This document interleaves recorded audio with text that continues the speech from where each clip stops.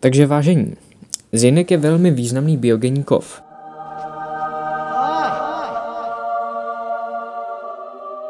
Je to aktivátor více než 200 enzymů, je nezbytný pro syntézu DNA a hraje klíčovou roli v milionech dalších biologických procesů.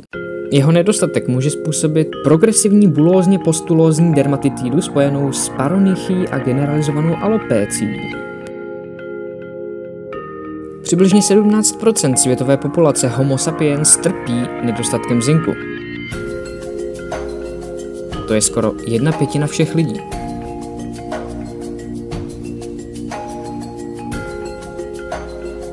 A toto číslo se bude nadále zvyšovat, protože se postupně bude potlačovat konzumace masa, které je, jak známo, významným zdrojem zinku v potravě. Optimální denní dávka zinku pro ženy je 7 mg, pro muže je to 10 mg. Obsah zinku ve spermatu je 3 mg na mililitr. Objem spermatu při jedné ejakulaci se pohybuje mezi 2 až 6 ml. To jsou průměrně 4 ml na jednu ejakulaci.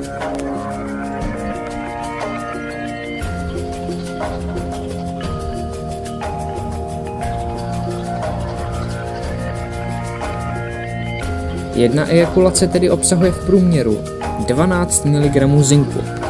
Do tohoto množství se vejde jak ženská, tak mužská denní dávka zinku a ještě zbude.